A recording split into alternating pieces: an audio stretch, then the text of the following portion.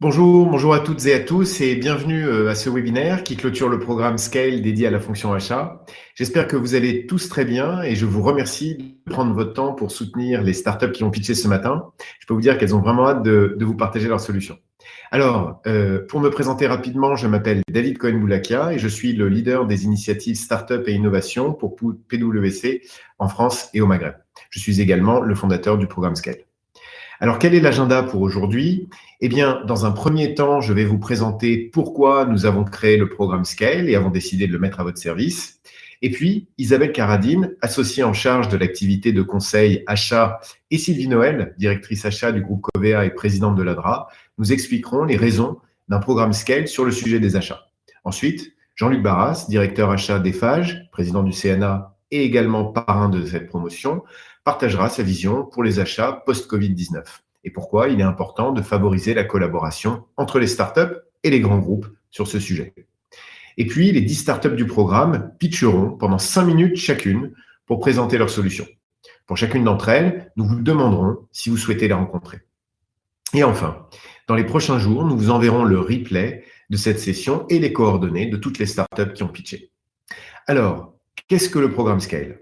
Eh bien, l'objectif du programme Scale, c'est d'être au service de la French Tech en favorisant la collaboration entre les startups et les grands groupes.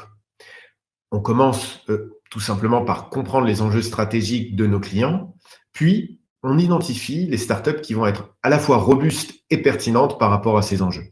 Nous les évaluons et, une fois sélectionnés, nous les formons sur différents aspects de leur développement. En d'autres termes, les 10 startups qui vont pitcher dans quelques minutes ont fait l'objet d'une sélection particulièrement exigeante et sont prêtes à travailler dès demain avec vous et à vous apporter de la valeur. Alors, on me demande souvent qui sont les participants à ce type de webinaire. C'est très simple, ce sont principalement les décideurs des directions achats, de l'innovation ou de la transformation digitale. Ce qui est important de souligner, c'est qu'on organise un programme Scale par thématique. Donc, par exemple, la fonction achat, la fonction cyber, aujourd'hui la fonction achat, et que ce programme existe déjà dans d'autres pays. Il a été déployé à Londres, à Berlin, à Singapour et dans d'autres villes. Notre objectif, c'est de l'avoir déployé en 2025 dans une vingtaine de pays. Alors, pourquoi est-ce qu'on a décidé de développer ce type de programme? Tout simplement parce que ça fait sens pour les startups et pour les corporates. Pour vous, startups, nous vous préparons à collaborer avec des grands groupes via des masterclass et des sessions de pitch. Et pour vous, grands groupes, nous sourçons des startups qui sont à la fois robustes et pertinentes par rapport à vos enjeux.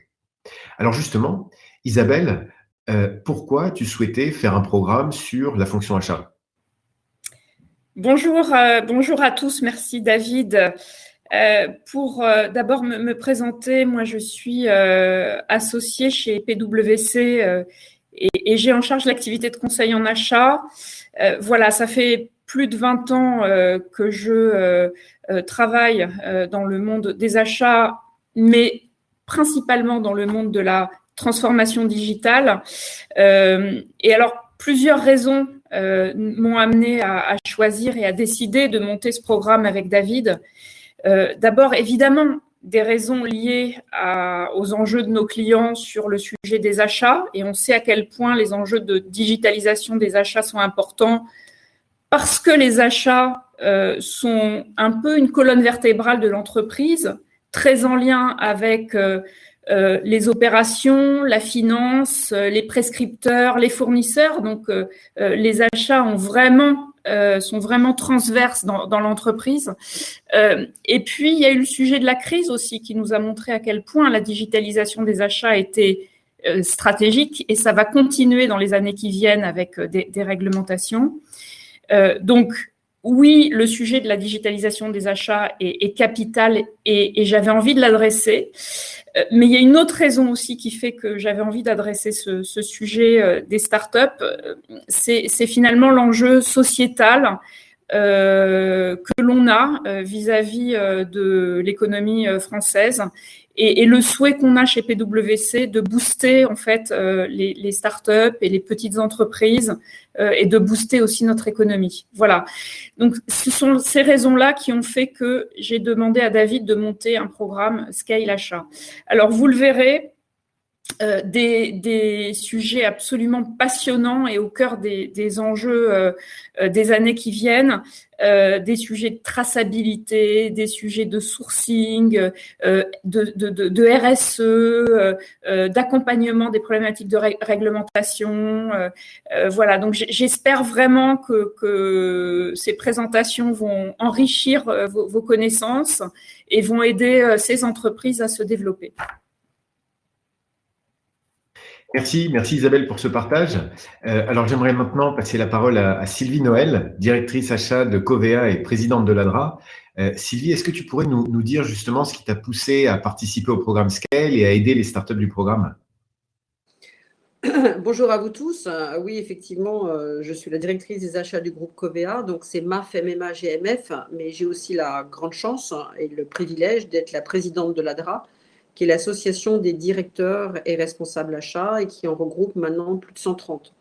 Alors nous, c'est vraiment dans notre ADN au sein de l'ADRA de travailler avec des startups, puisque depuis de nombreuses années déjà, nous avons un événement annuel qui s'appelle ADRA Up et où nous aidons et nous faisons aussi pitcher un certain nombre de startups et qui deviennent maintenant des grands bébés et nous sommes extrêmement fiers de les avoir eus et d'avoir pu les identifier. Et si nous avons pu leur donner un tremplin et une voix grâce à notre collaboration, je trouve ça fantastique. Donc, de toute évidence, quand PwC m'a demandé si je pouvais participer à cet événement, bien entendu, j'y ai adhéré parce que ça me paraît une évidence. On a véritablement des pépites dans notre monde en France. Ces pépites, elles ont besoin de grandir et nous pouvons tous, à titre individuel et collectif, justement, les faire grandir, les aider par rapport à tout ça. Et je pense qu'on a aussi un vrai niveau de responsabilité pour privilégier ces innovations. On parle beaucoup d'innovation. Je trouve qu'on en parle beaucoup, mais souvent, on ne laisse pas aussi suffisamment la place au sein de nos grandes entreprises ou plus petites entreprises à l'innovation. Et je pense que notre rôle en tant que directeur achat est de pouvoir proposer à nos directions métiers, justement des solutions qui non seulement vont pouvoir faire bénéficier à ces startups d'un vrai développement, mais de surcroît, proposer aux directions métiers véritablement de la valeur ajoutée. Et ça me paraît absolument essentiel.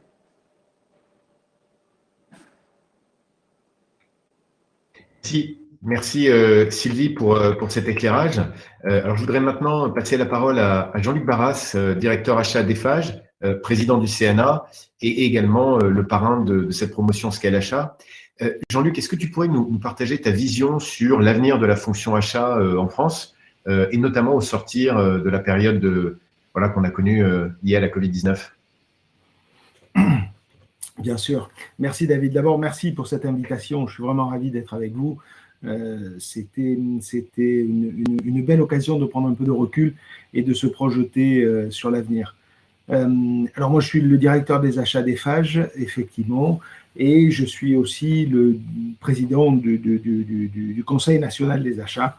Donc voilà, une association maintenant assez importante, puisqu'elle représente 14 000 acheteurs et qui a eu beaucoup de travail ces derniers temps, parce qu'effectivement, la crise du Covid à laquelle nous sommes confrontés depuis plus d'un an, c'est quand même une épreuve sans précédent et qui a fait bouger considérablement les lignes. Elle a nécessité que les acheteurs, pour les acheteurs, de prendre un peu plus de responsabilité et d'être des acteurs de premier plan. Voilà, alors on a saisi plusieurs opportunités. J'en profite aussi pour remercier Isabelle, avec laquelle nous avons travaillé sur un programme de relance qui n'est pas terminé, puisqu'on continue à travailler encore mieux les relocalisations et on pense qu'on a une responsabilité et donc un rôle à avoir dans ces processus-là. Et puis effectivement, c'était un rôle de protection aussi de nos entreprises. En France et en Europe, tout ce qui s'est passé a fait quand même considérablement ébranler toutes nos chaînes d'approvisionnement et elles ont d'ailleurs montré qu'il y avait un certain nombre de risques qu'on avait mal anticipés, voire pas du tout anticipés. Alors, on note évidemment, c'est pas étonnant, la rupture qu'on a connue, ça démarrait par des masques et maintenant on voit que c'est multi-produits. Elle a montré que nos sources d'appro n'étaient pas assez robustes. C'est une évidence. D'ailleurs, aujourd'hui, on note que 62% des directeurs achats c'est une étude du baromètre achat 2021 qui le montre, sont vraiment concentrés, placent la gestion des risques comme leur priorité numéro 1. Dans ce contexte, il y a beaucoup d'actions qui ont été mises en place par les directions achats. Évidemment, le multi-sourcing a été travaillé, c'est une des clés pour ces risques d'approvisionnement. En même temps, on travaille beaucoup la relation fournisseur, qui est un point important. On s'est aperçu aujourd'hui que les relations fournisseurs n'étaient pas assez loyales, enfin les relations interentreprises n'étaient pas suffisamment loyales dans un grand nombre de cas. Elles ont précipité des situations de rupture. Donc, ces relations renforcées, basées sur la transparence, sur l'innovation, seront une des clés dans l'avenir. Et ça, tout le monde le sait. Évidemment, on le sait, et Isabelle et Sylvia en ont parlé, il y a des enjeux aujourd'hui sur des enjeux sociaux, environnementaux qui sont extrêmement importants. D'ailleurs, 61% des dirigeants s'engagent vers une économie plus verte et j'ai la conviction que ça va continuer à progresser. Hein. L'exigence là-dessus ne fait qu'augmenter. On est plutôt sur une exponentielle que sur une ligne droite, ça c'est clair. Et donc, il y a une réponse à avoir par rapport à tout ça. Il est évident qu'aujourd'hui, le digital en est la clé. Voilà, il y a des aspects humains évidents qui sont aussi en cours, mais une des clés évidentes, c'est le digital. Le traitement des datas qu'on va avoir est extrêmement compliqué. Les exigences de traçabilité, ce dont Isabelle parlait, seront aussi extrêmement importantes dans l'avenir. Et il n'y a pas d'autre moyen que d'essayer de trouver de la productivité, de trouver une capacité de traiter toutes ces informations beaucoup plus rapidement, beaucoup plus efficacement, beaucoup plus drastiquement et beaucoup plus exhaustivement. Voilà. Alors donc, voilà des enjeux naturels qui nous amènent à l'importance de collaborer avec des startups et les grands groupes doivent apprendre à collaborer avec les startups. On le fait déjà, il y a quelques bons exemples. Ce n'est pas encore si facile que ça. Et pour ça que ce programme-là, il est particulièrement important pour moi et qu'il y a besoin d'initiatives. Sylvie disait que l'ADRA en prenait une, c'est important. Je pense qu'il faut soutenir toutes ces initiatives parce qu'il y en a vraiment besoin. Et si les acheteurs veulent jouer le rôle qu'il leur est promis, qui est un rôle clé dans la transformation des entreprises, notamment dans la phase qu'on va rencontrer là, il faut qu'ils sachent très clairement se moderniser. Et se moderniser aujourd'hui, ça ne peut pas, ça doit passer par un travail avec les startups et d'aller exploiter les différentes performances qui peuvent être apportées par tous ces systèmes. Voilà David, ce que j'avais envie de dire. Merci beaucoup. Merci Jean-Luc pour cet éclairage. Alors, sans plus attendre, je vous propose de passer au pitch des startups. Alors, quand je dis startup, j'utilise le mot de manière très large, puisqu'on sélectionne des entreprises qui ont levé entre 1 et 50 millions d'euros. Voilà, et qui travaillent déjà avec des grands groupes du SBF 120. Donc, ce ne sont pas des startups au sens 3 personnes dans un garage. Bon. Une fois ceci précisé, les 10 startups du programme vont pitcher. Les règles du jeu sont simples. Les startups vont pitcher pendant 5 minutes chacune pour présenter leur solution. Et pendant le pitch, nous allons afficher sur la droite de votre écran une question très simple. Est-ce que vous souhaitez rencontrer la startup qui est en train de pitcher? Et vous pourrez y répondre par oui ou par non. Et pour faire écho avec ce qui a été dit par Isabelle, par Sylvie, par Jean-Luc, vous voyez à quel point maintenant c'est important, pour toutes les raisons évoquées, de collaborer avec des startups. Donc, répondez en fonction de si la startup vous apporte de la valeur ou pas, pour aller plus loin, pour préciser. Et nous organiserons les rendez-vous à partir de demain en fonction de vos réponses. Voilà. Sans transition, place au pitch. La première startup, c'est ABCSR. C'est une plateforme qui délivre une notation RSE avec une approche quantitative tout à fait intéressante. Je passe maintenant la parole à Jérôme, son CEO. Jérôme, c'est à toi. Bonjour à tous. Merci de m'accueillir dans cette session. Donc, Jérôme Verdiel, effectivement, CEO d'ABCSR.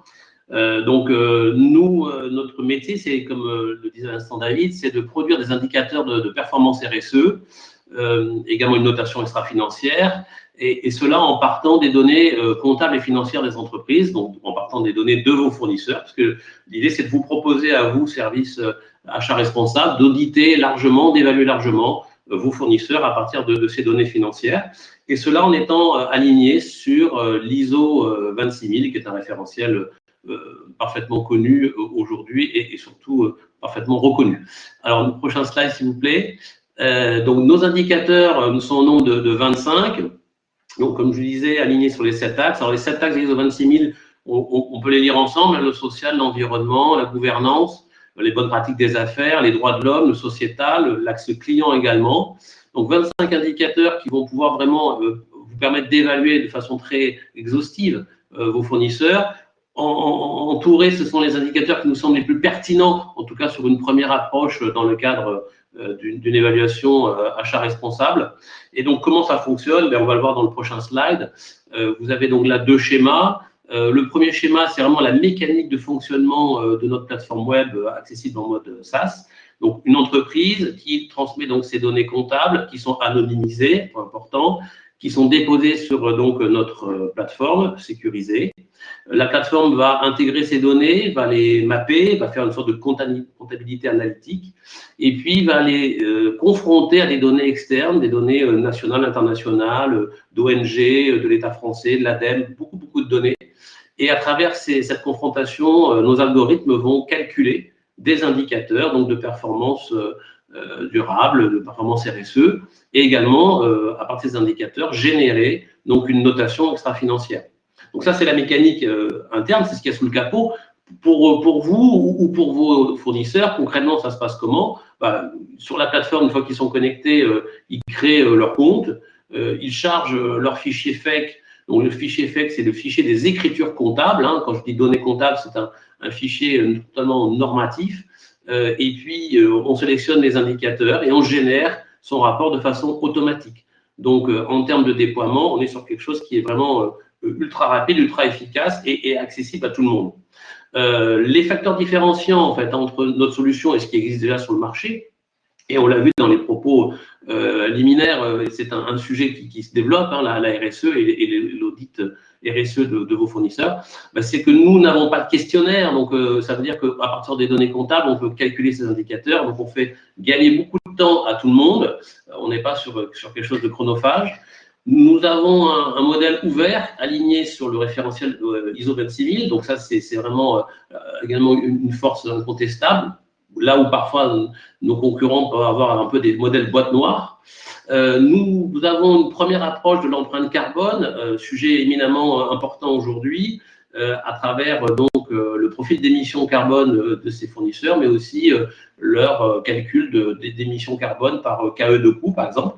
Et c'est un sujet qui est rarement traité par ailleurs, si ce n'est dans des bilans carbone assez lourds à réaliser. Une mise en œuvre, et j'y reviens, extrêmement simple, immédiate, entre le moment où on dépose ces données et le moment où on génère le rapport, il va se passer une quinzaine de minutes, donc c'est rapide, et on peut vraiment déployer ça de façon massive sur des centaines, milliers de fournisseurs. Et puis un pricing adapté, une évaluation RSE, un rapport RSE, c'est entre 50 et 200 €. Bien sûr, en fonction des volumes, des prix sont dégressifs, et aussi capacité à faire du sur-mesure, c'est-à-dire véritablement de pouvoir avec vous choisir les indicateurs et les panels de fournisseurs qui vous vont bien.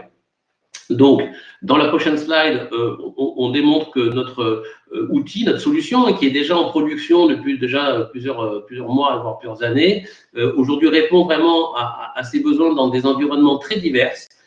Et ça, c'est un point important, c'est-à-dire quel que soit l'environnement économique ou le métier de votre fournisseur, on sera en capacité de l'évaluer et de l'évaluer de façon pertinente. Moi, ce que je vous propose sur le slide prochain, c'est effectivement de pouvoir continuer la relation, comme disait David, dans un atelier exploratoire à venir. Vous avez mes coordonnées, vous passez par PwC. Et puis, l'idée, c'est de lancer des pilotes dans vos entreprises pour vous démontrer que cette solution est absolument pertinente et utile pour vous. Voilà, je vous remercie. Je tiens le temps, il est 4h56. Donc, je vous souhaite une bonne journée. À bientôt. Merci Jérôme pour cette présentation très claire et comme tu l'as dit, c'est important de tenir le timing. Alors, si vous êtes intéressé par rencontrer ABCSR, indiquez-le en répondant à la question qui est apparue dans le chat sur la droite de votre écran. Voilà, et sachez en revanche que vous avez uniquement le temps du pitch pour exprimer votre envie de rencontrer les startups. Voilà, parce qu'après on passe à d'autres startups et la question disparaît. Voilà. Alors, sans transition, la prochaine startup, c'est iTender. C'est un logiciel de gestion de processus de réponse aux appels d'offres. Il aide aussi au pilotage contractuel des projets. Mais je passe la parole à Geoffrey qui va vous en dire beaucoup plus et qui est le CEO d'iTenders. Geoffrey, c'est à toi. Merci David. Bonjour à tous. Donc je suis Geoffrey Guilly, je suis le cofondateur des Lightenders. Vous allez me dire pourquoi une plateforme qui est orientée vers l'appel d'offres et quel rapport avec les achats. Je vais essayer de vous démontrer que c'est très très important, notamment pour toutes les sociétés qui sont dans du contracting et qui dépendent des appels d'offres, d'être bien en amont sur la compréhension des besoins pour pouvoir avoir un processus d'achat qui est super efficace derrière. Donc, vous connaissez certainement tous les problématiques liées aux appels d'offres. Vous devez construire une réponse gagnante dans un temps contraint et surtout maîtriser la marge en réalisation du contrat. Vous avez de la data, notamment les documents d'appel d'offres qui sont non structurés, beaucoup de silos dans l'organisation, toutes les divisions de la société et les partenaires aussi qui peuvent travailler sur le même appel d'offres que vous. Et en fait, on réinvente la roue à chaque appel d'offres. Suivante, merci. Tout ça pour perdre 8 appels d'offres sur 10, que votre équipe se prenne la tête sur ça, et que vous dépensiez entre 5 et 7% de votre chiffre d'affaires sur le cycle d'appel d'offres, et que ça vous coûte 10% le contract management, donc le suivi des obligations du contrat, vous coûte 10% du contrat.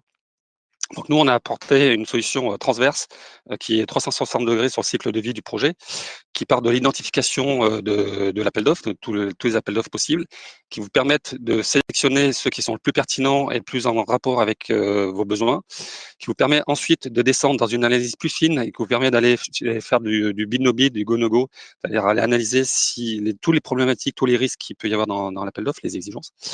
On va automatiser ensuite avec nos petits outils d'automatisation de réponse. On va automatiser la réponse et pour tout ça vous donner toute la solution pour gagner l'appel d'offres et notamment être différenciant par rapport à vos concurrents. Et donc, comme on stocke toute la data, on en est sur du claim management par la suite. Donc, nos fonctionnalités Score, c'est de prendre les documents d'appel d'offres, d'extraire l'information, de classifier cette information, de remettre l'information à disposition des équipes pour qu'ils puissent collaborer autour de cette data. On va automatiser, bien sûr, avec les outils de décision, et on va permettre aux équipes de piloter tout le processus d'appel d'offres. Et surtout, ce qui va être important aussi pour les achats, ça va être qu'on va piloter toute la traçabilité des évolutions des demandes des contrats, notamment les questions-réponses en phase d'appel d'offres, les versions de ligne de documents, et toute la traçabilité va se faire dans la plateforme entre la relation donneur d'ordre et répondant à l'appel d'offres. Suivant. Donc, au final, on a dans la plateforme ce qu'on appelle le single source of truth. La data est vérifiée, encadrée, et on a l'intégralité de la data du contrat et des modifications contractuelles pendant l'exécution du contrat, plus les livrables qui sont faites sur un contrat de construction, par exemple. Et donc, ce gold standard va ensuite être connecté avec des outils que vous avez déjà en place, des CRM, des outils de collaboration, du Teams, par exemple, des outils de flow down, ce qu'on appelle nous le flow down, c'est vos outils d'achat. Et donc, en gros, là, par exemple, si vous avez une exigence qui est dans le contrat initial, qui est modifiée par des avenants avec le donneur d'ordre, automatiquement, la data va être synchronisée avec vos outils achats. Et donc, si vous avez fait un back-to-back, par exemple, avec vos fournisseurs, ils vont recevoir l'information comme quoi il y a une modification contractuelle qui a été mise en place. Suivant. On a été créé en 2019, on a une très forte traction commerciale. On a plus de 8 milliards d'appels d'offres qui ont été traités dans la plateforme, 300 utilisateurs, 13 clients dans 8 pays différents. Les 8 pays, c'est les pays dans lesquels on a travaillé, on a passé des appels d'offres. On travaille actuellement sur des appels d'offres, un gros appel d'offres à plusieurs milliards d'euros sur la ligne 15 du métro de Paris. On travaille sur le UK, sur du TGV, et ce genre de choses. Donc, des infrastructures lourdes, mais aussi sur des infrastructures plus petites. L'équipe est de 14 personnes. Suivante. Donc, il y a un ROI immédiat. Dès que vous rentrez les documents d'appel d'offres dans la plateforme, vous êtes en position pour gagner plus d'offres parce que vous êtes différenciant par rapport à vos concurrents. 25 à 30% de temps de moins passé sur le processus de réponse aux appels d'offres. Beaucoup moins d'erreurs, jusqu'à 80% d'erreurs. On a fait du test, c'est juste incroyable. Vous maîtrisez vos partenaires, vos flow down, et notamment dans tout ce qui est modification contractuelle. Et vous préparez votre claim. Si vous avez des claims à faire et si vous pensez que vous pouvez rechercher du chiffre d'affaires en phase contract management, dès le premier jour, avec notre plateforme, vous pouvez le faire. et surtout, c'est des outils de motivation des équipes. Et on fait gagner sur une grosse offre à 100 millions d'euros, par exemple, on fait gagner de 1 à 2 millions d'euros d'économie sur une offre. Et sur les petites offres, on fait aussi des petites offres. Sur des petites offres, on peut faire gagner jusqu'à 500 euros, 1000 euros par offre. Mais c'est dans le volume que c'est intéressant pour la société.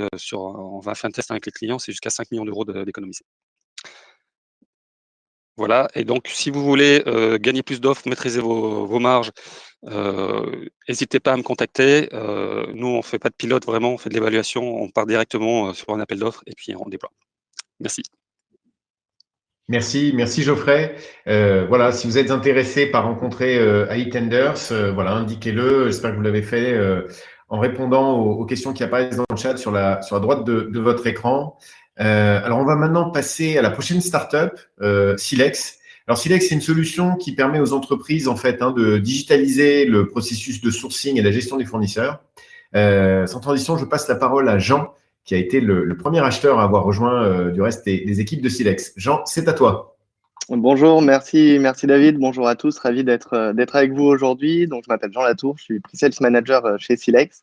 Et en effet, j'ai rejoint la société il y a un peu plus de 2 ans en tant que premier acheteur, même si aujourd'hui nous en comptons de plus en plus. Donc, Silex, nous sommes un éditeur de solutions technologiques, spécialiste des achats, et nous accompagnons les acheteurs du privé et du public au quotidien dans leur sourcing et la gestion de leurs fournisseurs. Pour ça, nous développons des solutions SaaS basées sur une combinaison technologique inédite. D'un côté, une plateforme de données fournisseurs et de l'autre côté, des technologies d'intelligence artificielle qui vont nous permettre de capitaliser sur cette connaissance fournisseur. Nous travaillons actuellement avec plus de 70 organisations du privé et du public qui utilisent toute cette plateforme. Donc, cette plateforme que vous pouvez voir ici, qui est vraiment l'élément différenciant de Silex et qui est une proposition unique sur le marché, c'est une plateforme de données fournisseurs native construite à partir de données exhaustives, certifiées et mises à jour en temps réel. Donc, nous collectons et nous centralisons de la donnée sur près de 400 millions d'entreprises dans le monde et nous allons chercher cette donnée dans plus d'une centaine de sources de données. Nous allons chercher la donnée là où elle est disponible. Donc, cette connaissance fournisseur que nous accumulons au quotidien, nous utilisons les technologies d'intelligence artificielle pour capitaliser dessus et pour proposer des expériences inédites à nos utilisateurs, notamment dans le cadre des recommandations que nous pouvons faire. On peut passer à la slide suivante. Merci. Donc, grâce à cette plateforme de données, nous avons créé 2 expériences inédites. Dans un premier temps, ce qu'on appelle le sourcing stratégie.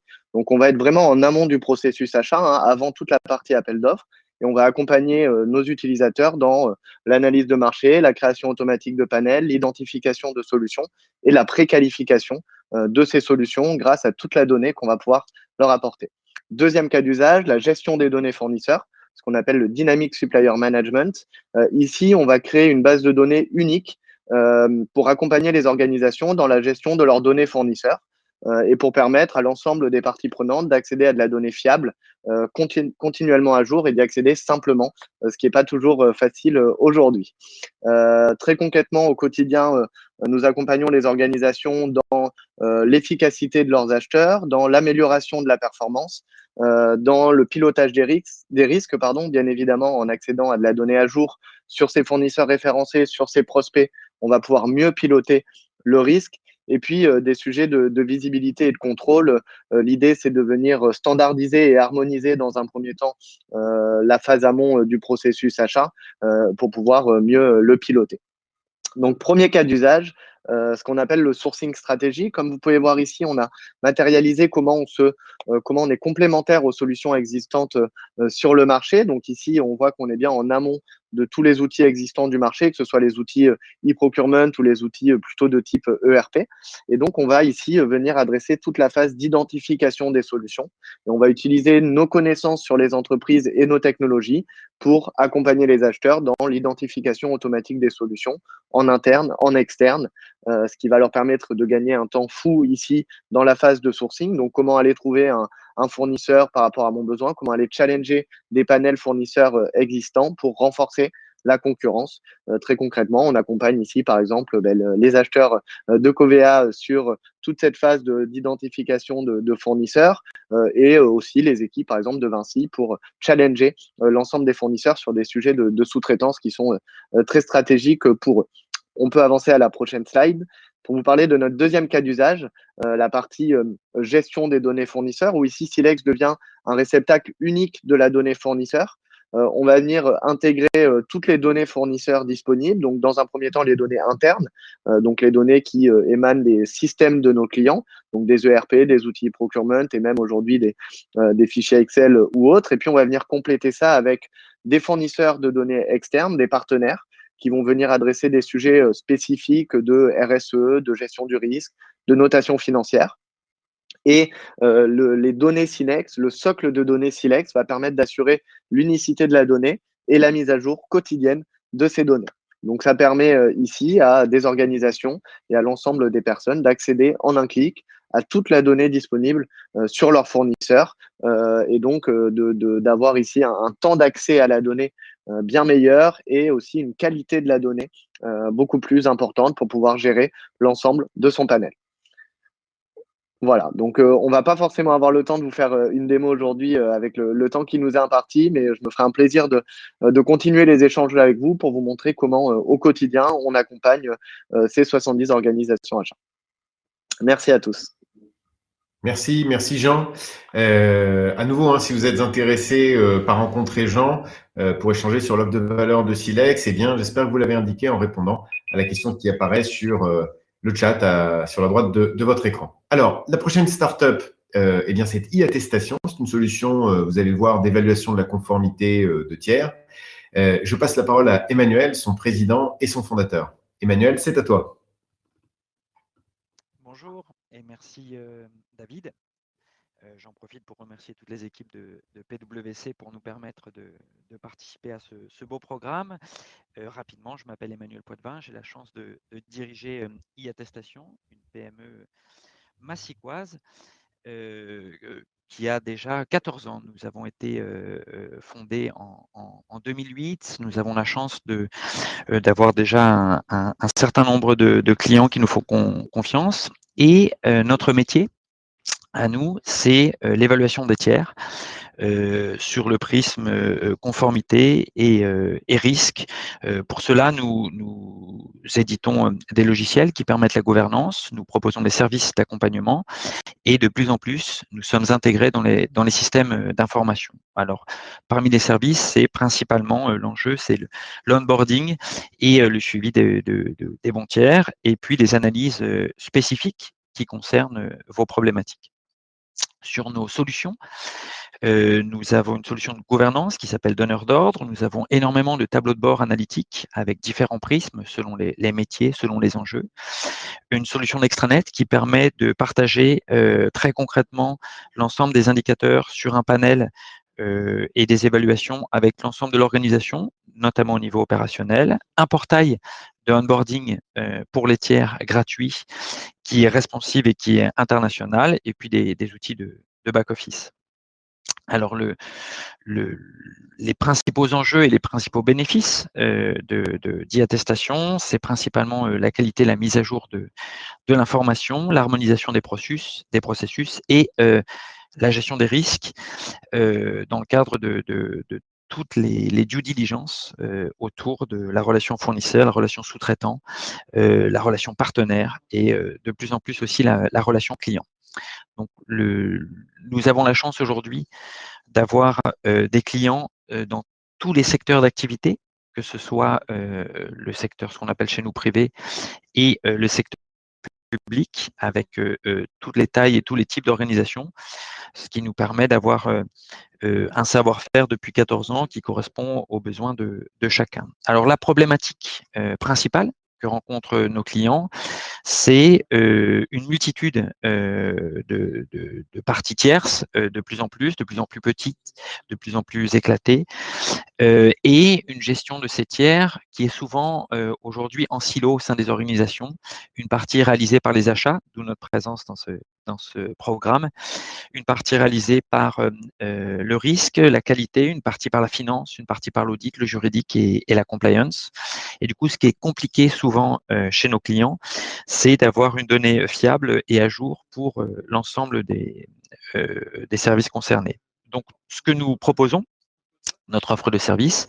C'est un programme 365. Alors 365, c'est pas qu'on fait plus d'un tour sur nous-mêmes, c'est qu'on met à jour l'ensemble des informations tous les jours sur les tiers. Donc la première étape, c'est un diagnostic, une reprise de la base tiers active, avec une mise en qualité et puis un ensemble de préconisations selon le pays des tiers, selon l'activité des tiers, selon la réglementation, selon les enjeux.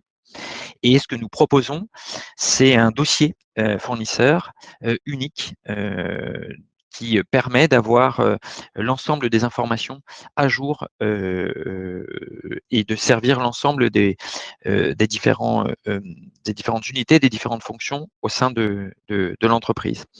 Donc, s'il te plaît, Hugues, aujourd'hui, on est dans un scale achat, mais il n'est pas rare de voir associer à ces décisions achats la qualité, la finance, la compliance, les risques et sur la partie, on va dire, cybersécurité et protection des données personnelles, les DPO et les RSSI. Le principe, c'est qu'on intervient dans toute la durée de vie, du onboarding des tiers jusqu'au offboarding. On va gérer l'ensemble des informations, on va les onboarder sur une plateforme qui est gratuite pour les tiers, et puis nous allons, au fur et à mesure des différentes étapes, demander la complétude, la signature, les engagements sur l'ensemble du processus. Je serais ravi d'approfondir dans une démonstration aussi, de vous montrer basiquement comment on accède aux informations, comment est-ce qu'on met en place ces programmes de gouvernance et surtout comment on peut intégrer ces processus de façon automatique dans la plupart de vos systèmes d'information. Voilà, je vous remercie. Je vous souhaite une très bonne journée. Merci Emmanuel. Voilà, écoutez, comme d'habitude, maintenant, si vous êtes intéressé par rencontrer Emmanuel pour échanger plus avant sur e-attestation, j'espère que vous l'avez indiqué en répondant à la question qui est apparue dans le chat sur la droite de votre écran. On va passer maintenant à la prochaine startup, Tilcal. Tilcal, c'est une plateforme de traçabilité de bout en bout et en temps réel pour les chaînes d'approvisionnement. Je vais passer la parole à Joseph, l'un de ses cofondateurs. Joseph, qui est passionné par le succès, vous allez le voir, des projets de traçabilité et la satisfaction des clients de Tilcal. Joseph, c'est à toi. Oui, bonjour, merci David, ravi d'être avec vous aujourd'hui. Effectivement, ces projets de traçabilité, il est essentiel de les réussir. En introduction, on a vu qu'il y a un certain nombre de pressions qui s'exercent aujourd'hui sur les supply chains. Des pressions des consommateurs qui veulent savoir ce qu'ils achètent, d'où viennent les produits, pression du régulateur qui impose de plus en plus de responsabilités sur les acteurs, mais également de devoirs de vigilance, et puis pression opérationnelle. On parle de résilience, être capable de détecter les défaillances, de détecter les fraudes, de gérer un rappel dans de bonnes conditions. Donc, tous ces enjeux aujourd'hui, il y a beaucoup d'entreprises et de marques qui ont du mal à y répondre pour une raison simple, c'est qu'elles n'ont pas suffisamment de visibilité sur leur supply, suffisamment de données sur la supply et données à jour et disponibles au moment où on en a besoin. Donc, c'est bien là l'enjeu de la plateforme Tilcal, d'être capable d'apporter une solution qui permet à ces acteurs en fait, de venir organiser cette traçabilité et cette transparence en collectant de manière progressive et échangeant de la donnée avec leurs partenaires amont et aval, et puis en organisant cette donnée dans une traçabilité qu'on qualifie de 360, c'est-à-dire autour des fournisseurs, c'est-à-dire connaître ses acteurs, ses partenaires, éventuellement des sujets de certification, s'assurer que tout ça est à jour, on sait qui traite les produits dans les chaînes, savoir quelles actions on a en cours avec eux via les transactions, puis la documentation associée, le cas échéant, et d'être capable de descendre au niveau le plus fin, quel flux produit, c'est-à-dire les déplacements de matière, les flux de matière, produits finis, produits semi-transformés, être capable de gérer de l'agrégation logistique, de la composition, de la transformation. Donc, tous ces éléments, la plateforme permet de le faire. On le fait aujourd'hui pour un tas de produits en consumer goods, mais on a aussi des cas dans l'industrie plus lourde, comme j'en parlerai un peu plus tard. Concrètement, comment ça marche? En fait, nous, on apporte tous les éléments dont vous avez besoin pour capter de l'information, la traiter, l'analyser et la partager. Sur la partie captation, il y a en fait des composants Tilcal Connect qui sont très faciles à installer et à déployer, qui s'appuient sur la technologie blockchain de manière très simple et transparente. Et on vient en fait capter de l'info de manière sécurisée, responsabilisante, ça c'est très important, et auditable. Et ensuite, pour les clients, de manière confidentielle, on vient traiter leurs données dans une plateforme SaaS qui vient en fait leur permettre, via la tour de contrôle que je vais vous montrer dans un instant, de visualiser ces données, d'interagir avec, de les explorer, puis de voir les alertes qui sont levées. et d'en partager une partie, typiquement via une application Spotlight, que je vais vous montrer aussi à destination notamment des consommateurs dans des contextes B2C, une partie de cette information de manière pédagogique et engageante. Donc, si on peut passer à la slide d'après et lancer la vidéo. Donc là, ce qu'on voit, c'est la tour de contrôle. Donc, on a tous les axes qu'on évoquait tout à l'heure. Et si je prends par exemple un produit, c'est un des axes sur lequel on peut naviguer. Là, il y a un manteau. On voit immédiatement tous les actifs qui sont tracés autour de ce manteau, les transactions en cours, qui sont les acteurs impliqués dans la chaîne, la composition, la traçabilité de cette composition. Est-ce que ce produit a été vu par des consommateurs ou pas? Si je prends par exemple un des acteurs de la chaîne, je vais avoir le même type d'informations, ses certifications, ses acteurs amont, aval, toutes les transactions que j'ai en cours avec lui. Et si j'ai un sujet de certification de à jour ou pas à jour, je peux aller visualiser tout ça. Et à tout moment, toutes les infos qu'on montre et qu'on infère sur la partie métier, on est capable de remonter à l'auditabilité, c'est-à-dire ce qui est rentré par Tilcal Connect et ce qui a été fourni par les différents partenaires qui participent au réseau. Un dernier élément sur cette partie tour de contrôle, on est en mesure également de représenter la chaîne et géographiquement pour un produit, pour des produits, montrer les différents acteurs qui viennent participer à cette chaîne-là et puis surtout mettre des calques d'infos métiers qui peuvent être intéressants. Si on est sur la chaîne aval, où sont mes stocks intermédiaires? Si je cherche à détecter des fraudes, où sont les fraudes que j'ai détectées et quel acteur ça concerne? Et on peut comme ça venir ajouter des choses en fonction des besoins et spécifier en fait ces calques-là. Ça, c'est pour la partie industrielle. Pour la partie consommateur, on a Spotlight. Donc, c'est une partie de ces données qu'on vient orchestrer de manière plus pédagogique et sympa à regarder, les différentes étapes d'un produit. Pour chaque étape, des explications, la capacité à ajouter du contenu vidéo, image, mais aussi des certificats. Et puis, d'un point de vue un peu plus ludique, d'être capable de voir toutes ces étapes, de suivre la vie, le cycle de vie d'un produit ou n'importe quel de ses ingrédients. Donc, tout ça, ça contribue en fait à la fois pour l'industriel et ses clients à avoir une expérience de traçabilité qui est complète. Alors aujourd'hui, si on passe à la slide suivante, s'il vous plaît, on fait ça dans un certain nombre de secteurs, donc agroalimentaire, textile, cosmétique, mais aussi aéronautique, sur des sujets qui vont de la transparence consommateur à comprendre ce qui se passe dans un réseau de distribution internationale, à utiliser ces données de traçabilité pour adresser des problématiques douanières comme le perfectionnement d'actifs. Et on le fait parce que notre obsession, c'est simplifier l'accès à la donnée de traçabilité. Donc avec une plateforme qui est clé en main, flexible et où il y a un accompagnement de mise en œuvre, la capacité à avoir cette vue 360 qui est particulièrement appréciée par nos clients et naviguer la traçabilité sous ces différents axes, et puis se baser sur des données fiables avec cette techno-blockchain qui, au passage, est green dans le sens où on n'est pas sur les consommations énergétiques un peu délirantes des blockchains publiques. Donc, tout cet ensemble-là fait qu'on a une proposition de valeur assez unique et complète sur ces aspects. Donc, toute l'équipe et moi-même, on est à votre disposition pour parler de vos besoins et voir comment on pourrait, avec cette solution, vous aider à répondre à ces enjeux. Merci à tous. Merci Joseph. Voilà, vous connaissez le principe maintenant. Voilà, répondez à la question et puis on vous mettra en relation avec Joseph et ses équipes. Sans transition, alors la prochaine startup Communify, vous allez voir, c'est également une solution de traçabilité globale pour les chaînes logistiques avec quelques différences tout de même par rapport à Tilcal. Sans transition, je passe la parole à Frédéric, son fondateur, pour vous le présenter. Frédéric, c'est à toi. Merci David. Comme évoqué, moi je suis Frédéric Goujon, je suis un des fondateurs de Communify, qui est une plateforme de traçabilité. Et en fait, on a fait une petite étude rapide sur les services achats et effectivement, on se rend compte qu'il y a un besoin de visibilité sur les fournisseurs, un besoin de transparence, de traçabilité.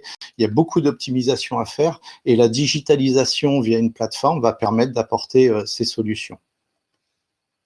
Alors, comme l'expliquait tout à l'heure David, la Communify est une plateforme de traçabilité qui va nous permettre d'optimiser les processus métiers, mais également de renforcer le lien avec les clients.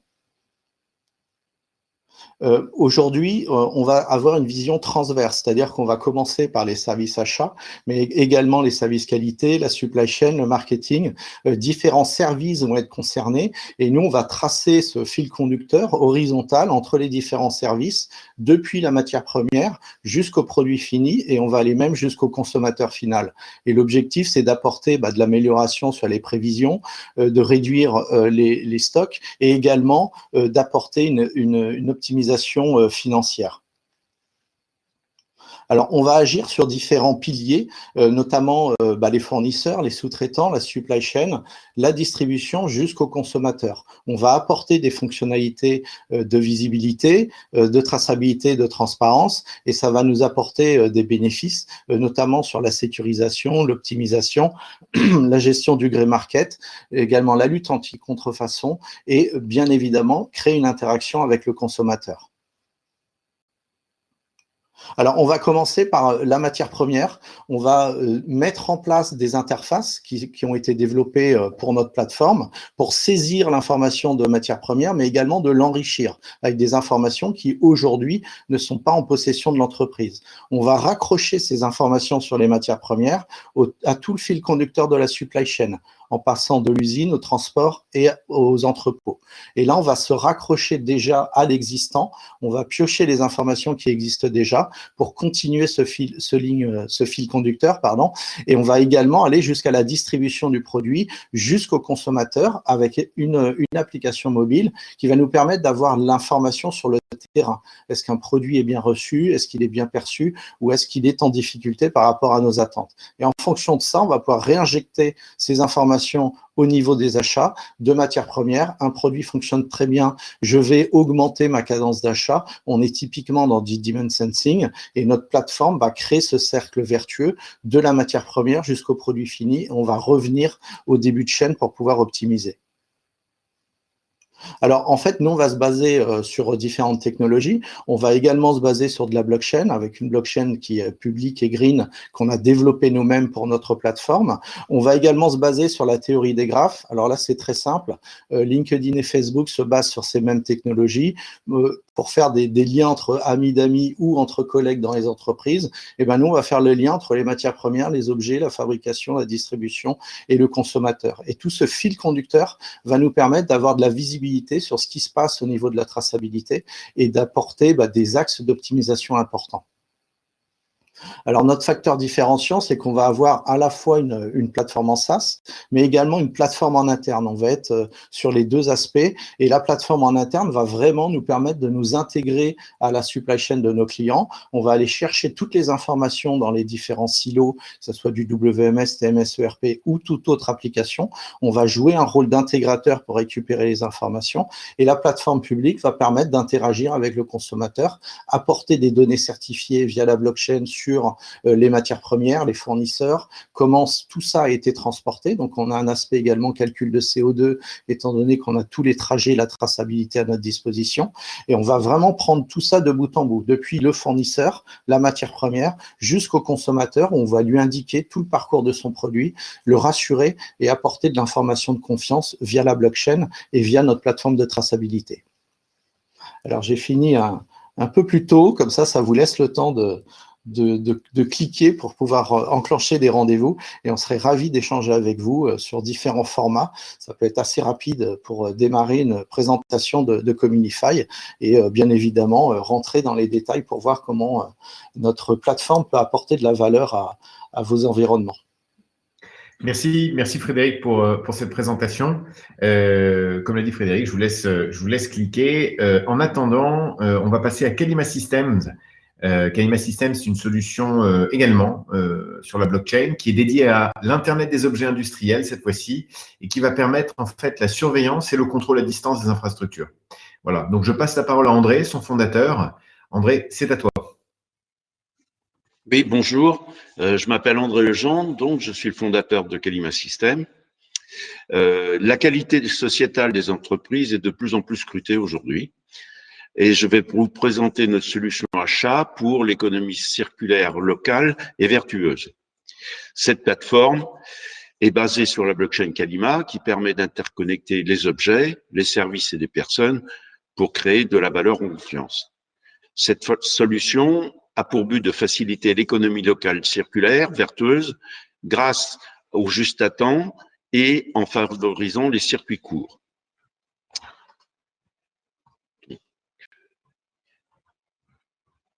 Les objectifs primaires des circuits courts sont de diminuer les coûts, sécuriser les approvisionnements, diminuer la trace carbone, fournir des données qualifiées, partageables avec les utilisateurs ou avec les différents services de l'entreprise à des fins de transparence. Il s'agit de garantir la confiance entre les différents acteurs et de faciliter le suivi des achats en temps réel. Donc, Kalima est aujourd'hui utilisé chez Teleco, une société, un équipementier automobile, pour une solution juste à temps. Chez SPI CS, une filiale informatique de SPI, pour une plateforme numérique offrant des solutions telles que le suivi des exigences et des recettes. Chez Daher, au niveau fabrication, pour la traçabilité et l'amélioration de qualité des produits. Et enfin, chez Enedis, pour les travailleurs en mobilité, pour faire évoluer la qualité de service de maintenance.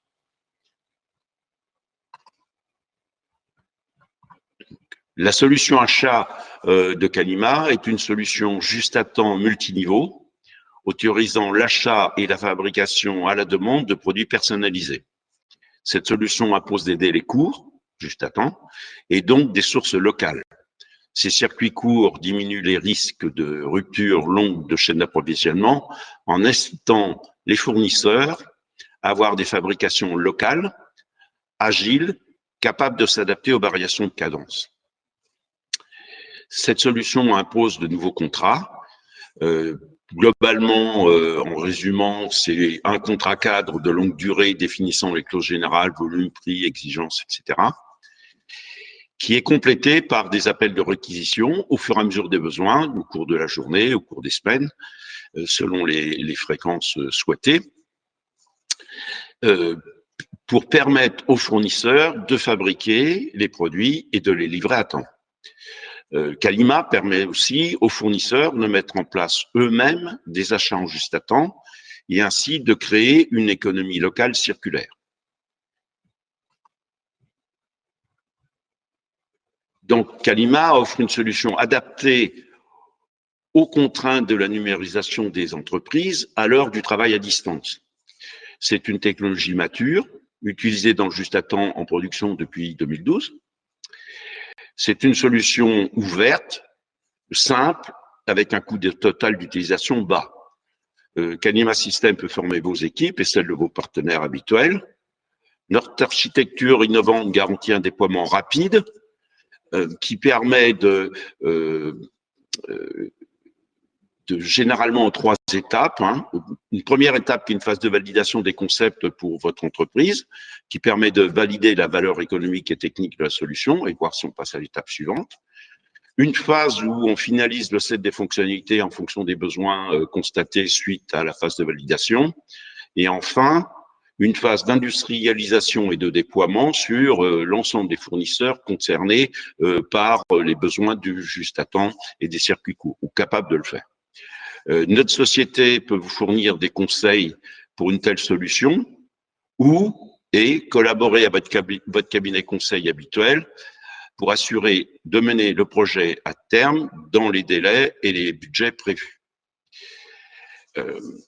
Je vous remercie de m'avoir écouté. Nous sommes à votre disposition pour planifier des ateliers blockchain ou pour fournir du consulting afin d'étudier la validité de ce type d'application dans vos entreprises. Merci. Merci André. Je vous laisse remplir le questionnaire si vous êtes intéressé par rencontrer André afin d'échanger sur son offre de valeur. Alors, on va passer à la prochaine startup qui est Siteness. Siteness est une solution SaaS de détection des anomalies de transport, détection qui se fait par de l'intelligence artificielle.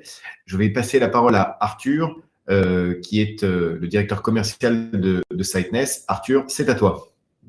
Bonjour à tous. Donc, Siteness, c'est effectivement une solution SaaS qui a été développée par BP2R, qui est le cabinet de conseil leader en optimisation de transport en Europe. Donc, le constat de départ derrière Siteness, c'est notamment que le transport est un enjeu et un achat stratégique, mais qui est complexe à maîtriser. Le transport routier, c'est 350 milliards d'euros en Europe par an. Le transport, c'est le premier poste d'achat indirect dans les entreprises, où souvent, le premier poste, c'est jusqu'à 10% des coûts opérationnels et 10% des émissions, avec une très forte tendance à l'augmentation. Une fois qu'on a posé ce constat, on sait que la maîtrise du transport est complexe, notamment parce qu'il y a une très forte volumétrie de données. On n'a pas d'outils collaboratifs. La relation historiquement avec les transporteurs est très opaque. D'un point de vue de gestion fournisseur aussi, c'est assez complexe puisque les critères de sélection des transporteurs qui sont liés au coût, au délai et aux émissions sont multiples. La mesure objective de leur performance selon ces critères est aussi compliquée. Et on sait que pour sécuriser de la performance de la part des transporteurs, il faut sécuriser leurs investissements et donc avoir une relation partenariale durable. En interne aussi, c'est une expertise métier souvent verticalisée, mais qui a de nombreux stakeholders qui collaborent mal aujourd'hui. Donc, Siteness, en fait, c'est une solution d'aide à la décision qui est basée sur une expertise technique et métier. Donc, on récupère des données là où elles sont disponibles, au format disponible chez nos clients, en général dans plusieurs sources. Il y a un setup complètement plug and play qui est fait. On automatise la collecte, on normalise les données. On va aussi les personnaliser des restitutions selon les besoins du client. On enrichit ces data avec des outils de data visualisation, des algos de machine learning, des outils de simulation. Et on les restitue sous forme de dashboard qui permettent de mieux maîtriser les coûts, la qualité ou les émissions de GES pour des utilisateurs qui sont le transport, les achats, la finance, la direction commerciale et la direction RSE en fonction du besoin. Alors aujourd'hui, on a une trentaine de clients, beaucoup de grands noms, industriels et distributeurs. On peut traiter toute zone géographique et tout type de transport. Et on va de grosses ETI comme le groupe Raja par exemple, à des groupes du CAC 40 comme L'Oréal et LVMH notamment. Alors, un cas client pour vous permettre de voir un peu mieux ce que fait Siteness. Donc, Siteness, c'est une solution qui a été achetée au sein du groupe LVMH par la direction corporate achats, donc les achats au niveau du groupe, qui souhaitaient mettre de la visibilité sur les flux de transport d'une organisation très complexe, puisque c'est 70 maisons dans 220 pays sur 6 continents. Et il n'y avait aucune visibilité interne sur l'ensemble des flux de transport du groupe avant le déploiement de Siteness. L'objectif était de mettre de la visibilité là-dessus pour mieux maîtriser les coûts et la qualité et permettre aux maisons d'avoir plus de visibilité sur leur flux de transport. Donc, on a fait un déploiement en 4 étapes. D'abord, on a interfacé les gros transporteurs du groupe en récupérant des données de facture qu'on a normalisées, qu'on a enrichies pour créer en fait des données d'expédition. Et puis, on restitue des dashboards qui permettent une visibilité vraiment inédite et qui sont complètement sur mesure. Et ensuite, on a étendu à d'autres typologies de transport et d'autres zones géographiques. Puis, sur d'autres fonctionnalités, on est aussi en train de déployer notre module CO2. Et là, on va rentrer dans une 4e phase où on va pouvoir contractualiser directement avec les maisons du groupe LVMH pour répondre à leurs problématiques. Alors, peut-être une démo rapide. Est-ce que tu peux cliquer sur Play, Hugues, s'il te plaît? Donc là, on est sur un dashboard Siteness où on voit, donc on a sélectionné un transporteur dans les transporteurs de notre client. On voit l'évolution de la dépense par mois. On voit aussi le poids que ce transporteur pèse dans l'activité. On voit comment il est réparti sur l'ensemble des sites. Et donc, ça nous permet de pouvoir cibler des axes d'optimisation. Bon, je pense qu'on a un problème avec les vidéos, donc on va passer au slide suivant. Donc aujourd'hui, Siteness, c'est une soixantaine, c'est près de 70 personnes, réparties principalement sur un pôle data et tech très important, mais aussi des fonctions marketing, sales et customer success et des fonctions support, admin et finances. Peut-être ce qui est important aussi à dire, c'est que Siteness, c'est à la fois des experts métiers du transport qui ont travaillé dans des grandes directions transport, les experts du conseil, bien évidemment, BP2R et aussi Aiming et Massai. Et donc, on combine en fait à la fois cette expertise métier et une forte expertise tech dans les équipes de Siteness. Enfin, en dernière étape, donc la suite logique, si vous êtes intéressé, serait des échanges plus approfondis avec vous et une mise en relation avec la direction transport ou la direction supply chain de votre entreprise pour pouvoir faire une présentation plus détaillée de Siteness et évaluer la valeur ajoutée. Et je crois qu'on arrive à la fin du créneau. Merci Arthur. Voilà, écoutez, j'espère que la présentation d'Arthur vous a plu et que vous avez demandé à le rencontrer. Sans transition, je vous propose de passer à Iterop, l'avant-dernière startup. Alors Iterop, c'est une solution de BPM, Business Process Management, qui va permettre en fait de digitaliser votre processus achat. Mais pas que. Vous allez voir, Aurélien, son fondateur, va vous en parler. Aurélien, c'est à toi. Oui, bonjour à toutes et à tous. Merci d'écouter tous nos pitchs. C'est très important pour nous. Donc, next. Le constat qu'on a fait initialement chez Iterop, c'est que nos clients perdent du temps. Chez Pôle emploi, par exemple, avant de mettre en place Iterop, ils perdaient environ 20 jours par an à rechercher de l'information à droite à gauche, par collaborateur.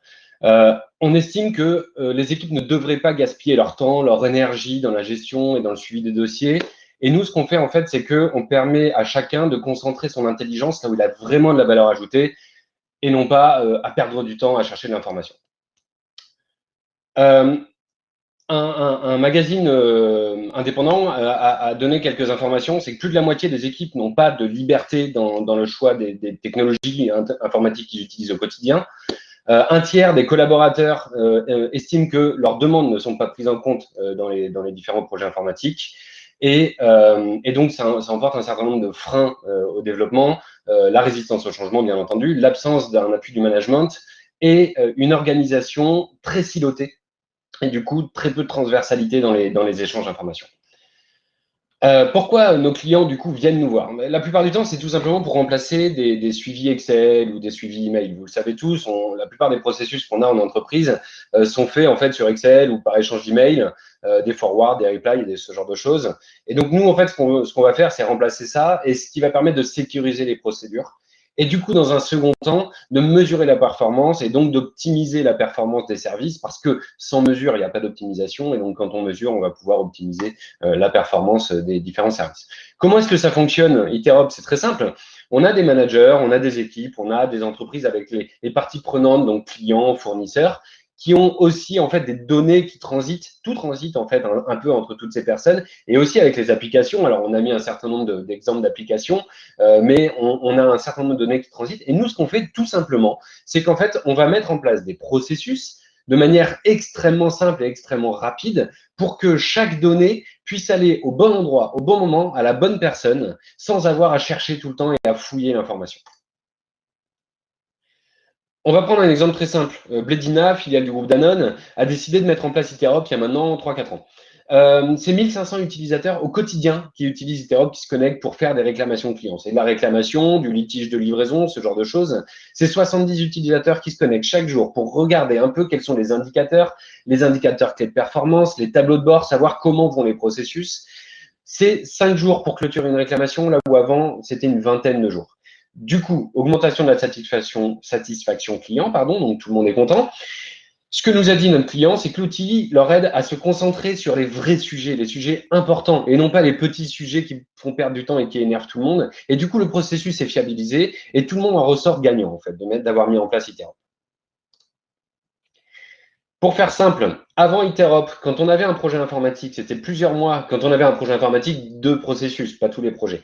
Le processus, c'était plusieurs mois de mise en œuvre. C'était une innovation qui était portée par l'IT ou par la direction. C'était des outils qui n'étaient pas transverses. Et donc, chaque organisation est silotée. Et c'était une difficulté à évoluer une fois que le produit était livré.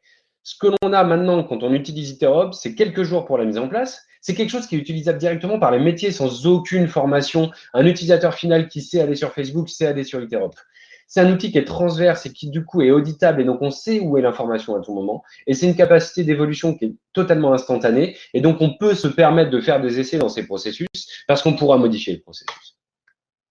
On a un taux d'engagement chez nos clients qui est extrêmement fort. 2 désabonnements en 5 ans, Ces 2 désabonnements, c'est des sociétés qui, hélas, ont été en liquidation judiciaire. Notre taux de satisfaction client sur Capterra.com, qui est une plateforme de notation qui est propulsée par Gartner, il est de 4,7 sur 5, ce qui est relativement correct.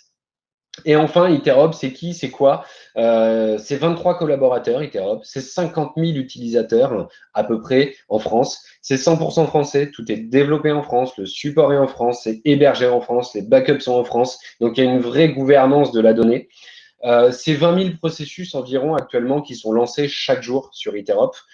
Et Iterop, c'est aussi de l'innovation constante parce que pour nous, c'est important de tout le temps innover. Et donc, c'est 20% du chiffre d'affaires qui est réinvesti en R&D chaque année. Vous avez aussi sur la droite une liste des clients qui font confiance à Iterop et qui gagnent du temps et qui gagnent de l'argent grâce à Iterop. Et donc, vu que ça a été très rapide, j'imagine que vous avez plein de questions. Donc, n'hésitez surtout pas à me contacter. Vous avez toutes mes coordonnées ici. Puis, j'espère que vous cliquez aussi en bas. Comme ça, on pourra échanger avec plaisir. Je vous remercie.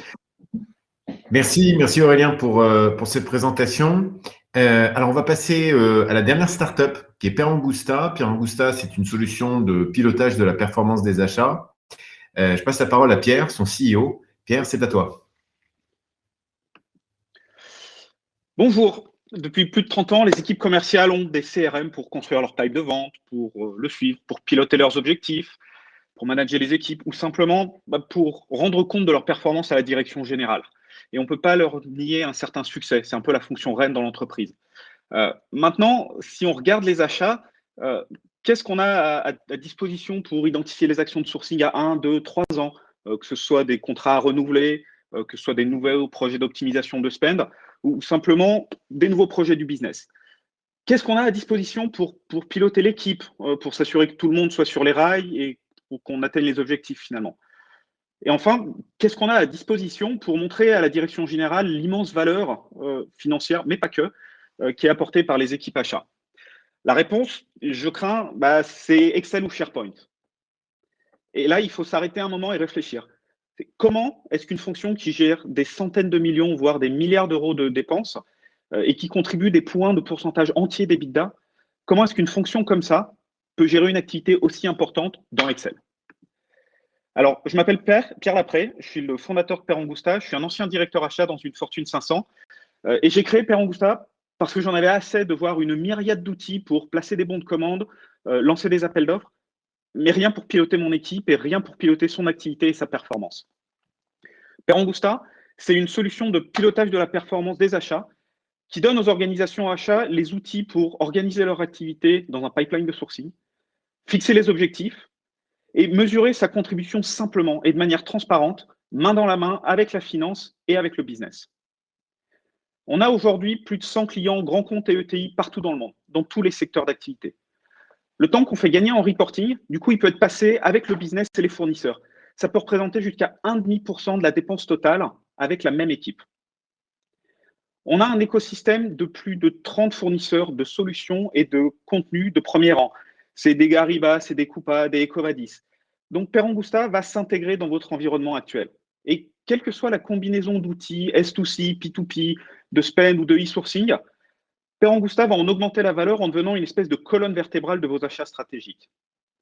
Et Perangusta, c'est bien plus qu'un outil de reporting.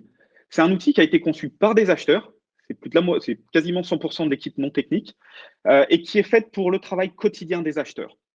Alors concrètement, en début d'année, dans Perangusta, vous avez une vision totale sur toutes vos actions, celles que vous créez au fur et à mesure ou celles que vous avez anticipées. Vous avez des indicateurs d'avancement, de risque et d'enjeux. Et quand vous devez piloter votre pipe avec vos équipes ou avec vos clients internes, vous basculez dans la vue planning pour avoir une meilleure appréhension des enjeux de priorité et des problématiques de charge. Et comme je l'ai dit, votre pipe contient toutes vos actions. Et pour certaines, vous allez vouloir lancer un appel d'offres ou une enchère en ligne. Vous pouvez le faire en 2 clics, directement depuis Perangusta. Ici, on le montre avec Arriva, mais on s'intègre aussi avec Determine, avec Coupa, avec Synertrade, avec Market Dojo et plein d'autres. L'intérêt, bien sûr, c'est de ne pas avoir à ressaisir de l'information. Et grâce à notre écosystème de partenaires, on facilite la vie en donnant une vision à 360 degrés des fournisseurs. On vous donne toutes les données issues de Provigis, de CreditSafe ou d'Ecovadis. Il n'y a plus besoin de 50 mots de passe et de 50 sites. Alors bien sûr, toutes ces données qu'on collecte, il faut en faire quelque chose. Alors là, sur le prochain graphe, on va voir que de manière opérationnelle, on va projeter notre atterrissage en fin d'année. C'est la courbe rouge. Et on voit qu'on est en dessous de la courbe bleue qui est la courbe d'objectif. Donc, il est temps de réagir. Et ce problème, on peut le voir aussi sous un autre angle. On se rend compte qu'en fait, tous nos projets sont en cours et on n'a plus beaucoup de projets à mener pour la fin de l'année. Donc, notre pipe s'assèche. Tous ces enjeux, on va les retrouver facilement dans la plateforme. Ce qu'il faut voir, c'est que le reporting, c'est aussi rendre compte au CFO ou au CEO de notre contribution et de pouvoir la détailler par type de dépense, par type de gain, par géographie ou par catégorie. Ou en fait pour n'importe quelle autre dimension que vous suivez. La clé, c'est de rendre la performance des achats lisible et transparente. Et ce qu'il faut avoir en tête, c'est que ce degré de simplification et de sophistication dans votre pilotage, il est très simple. L'implémentation est rapide. Pour vous dire, on a déployé la direction des achats d'un grand groupe ferroviaire français en 2 mois, avec les vacances de Noël au milieu.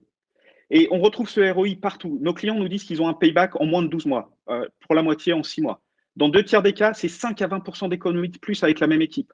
Et dans 100% des cas, c'est la relation avec la finance qui s'améliore et qui permet de se concentrer sur les sujets clés. Je pense que la meilleure preuve de ça, c'est qu'en plein milieu de la pandémie, Lufthansa a décidé d'implémenter Perangusta.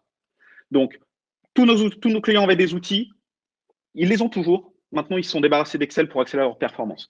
Ravi d'en discuter à la suite de cette présentation. Merci. Merci Pierre. Voilà, écoutez, nous sommes maintenant arrivés à la fin de ce webinaire. Donc, je tiens à remercier Isabelle, Sylvie, Jean-Luc et toutes les startups pour leur présentation. Et puis, je tiens également à tous vous remercier pour votre participation. J'espère que les startups qu'on vous a présentées vous ont plu, qu'elles ont suscité votre intérêt et que vous souhaitez les rencontrer. Parce que vous l'avez compris, aujourd'hui, s'engager avec une startup, c'est contribuer au-delà du retour sur investissement, c'est contribuer à faire rayonner l'écosystème startup français. Et je crois que ça, c'est quand même très important. Et puis, avec les fondateurs, on est disponible, on est à votre écoute pour toute question, aux coordonnées qui vont s'afficher sur l'écran. Voilà. Donc, à nouveau, je vous remercie et puis je vous dis à bientôt.